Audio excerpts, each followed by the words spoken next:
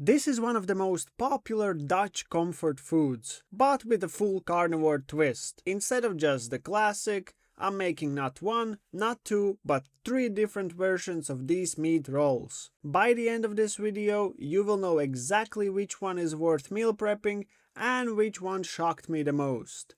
Oh, and yeah, one of them is stuffed with cheese, and we are also going to test if they hold up straight from the freezer to the air fryer. Let's see which version actually comes out on top. If you are into carnivore recipes that are actually fun to make, you are in the right place. These Dutch style meat rolls are a comfort food classic, but today we are giving them a straight carnivore makeover.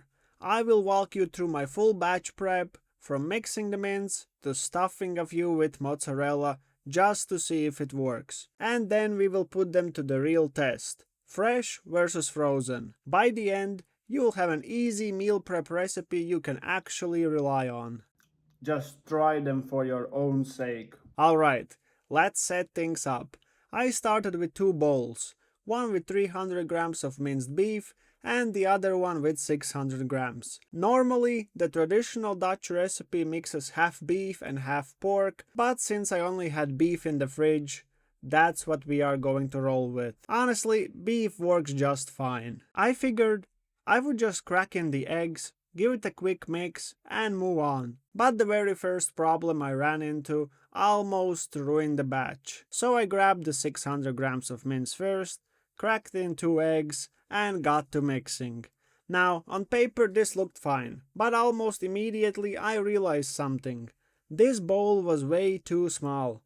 I don't know why I keep doing this to myself. I always use these same bowls for my videos because they look nice and square on camera. But when you actually try mixing up a proper batch, it just doesn't work. Bits of mince are sticking to the sides, egg is splashing where it shouldn't, and I'm trying to mash it all together like it's going to magically fix itself. So I did what I should have done from the start. Grabbed a bigger bowl, dumped everything in and gave it a proper mix. Much better. I could actually get in there and work it the way you're supposed to, instead of wrestling with the edges. And because I'm stubborn, after mixing it up properly, I transferred it right back into the original square bowl.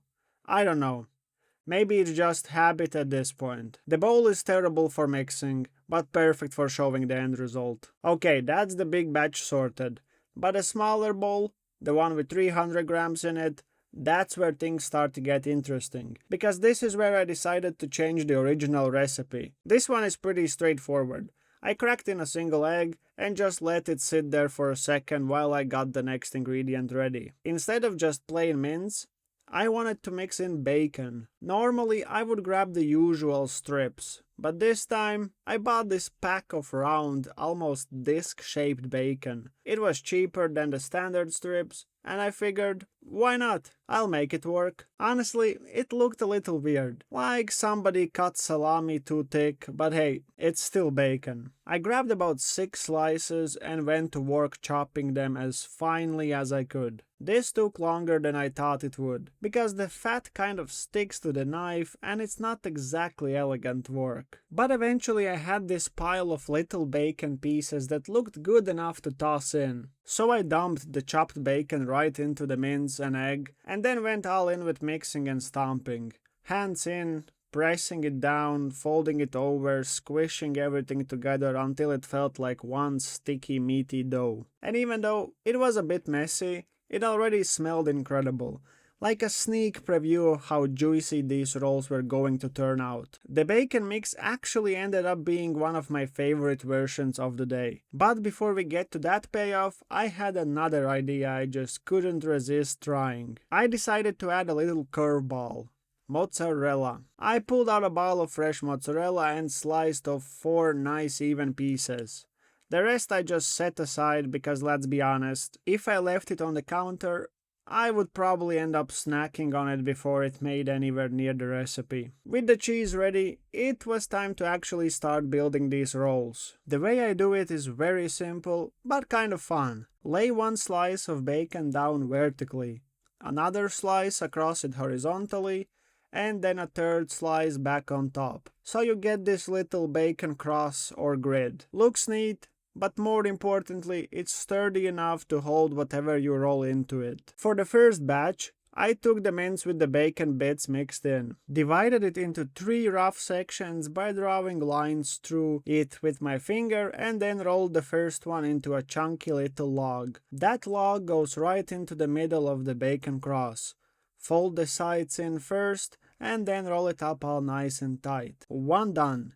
Honestly, you can make these any size you want, but since I didn't have endless bacon strips lying around, I kept them on the large side. I repeated the same thing for the other 2, and soon enough I had a plate with 3 bacon-wrapped, bacon-filled rolls. They already looked good raw, like little meat gifts. So I moved back to the bigger bowl, the 600 grams of plain mince. No extras here, just straight beef shaped into logs. This is the classic way it's done, and honestly, sometimes simple really is the best. Roll them up, tuck them in bacon, and done. But then I got curious, how would it turn out if I used that strange round bacon? So I gave it a shot, laying the discs across each other like I did with the strips, and yeah, let's just say this one wasn't winning any beauty contests. The mince kept poking out, the shape was awkward, and it already looked like it was falling apart before it even hit the air fryer. But I figured, whatever, it's still meat wrapped in bacon. It's going to taste fine, even if it looks like something you wouldn't serve to your guests. Now for the mozzarella experiment. I grabbed some of the mince, flattened it into a patty in my hand, and pressed a slice of mozzarella right into the center. Folded the meat back around it, sealed it up tight, and rolled it into a log form just like the others. I made 4 of these cheese stuffed rolls alongside the 3 with bacon bits mixed inside, and 3 of the plain classics. By the time I finished, I had this mix of rolls all sitting together on the plate, but honestly I completely lost track of which one was which. And that actually made it more fun, because now the only way to find out was to cook them and see what happened. With everything rolled and ready, I grabbed 2 zipper bags and split the batch.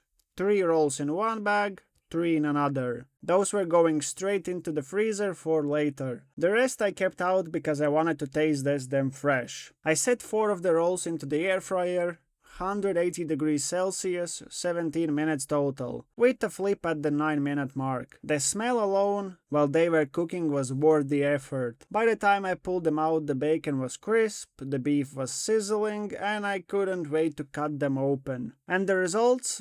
They came out amazing. The cheese ones were better than I expected, melty in the middle, rich and gooey, definitely close to being my second favorite. But nothing beat the ones with the bacon bits mixed right into the mince. That version came out ridiculously juicy, like every bite had that smoky bacon flavor cooked all the way through. But that's only half the story. Fresh is great, but the real question is, do these rolls actually hold up when you freeze them and cook them later or the next day? So that was the real test. The next day I pulled the frozen ones straight from the bag, no defrosting, just straight into the air fryer. 180 degrees Celsius, 12 minutes, flip, another 12 minutes, flip again, and then just a few extra minutes on the bottom to crisp everything up. And honestly, they came out just as good. The classic ones when frozen might be a bit drier than I would like them, but the bacon ones?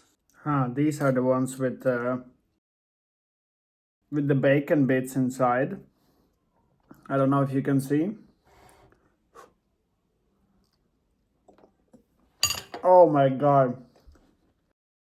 One roll is about 300 calories, 16 grams of protein, and you can batch cook a stack of them in no time.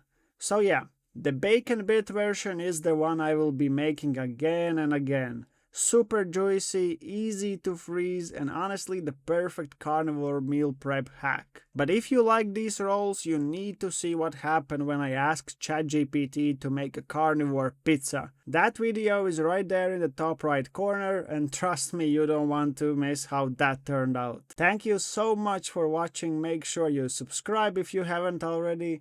Leave a like and a comment of your favorite carnivore meal prep hacks, and I'll see you here next time on Meat Carnivore.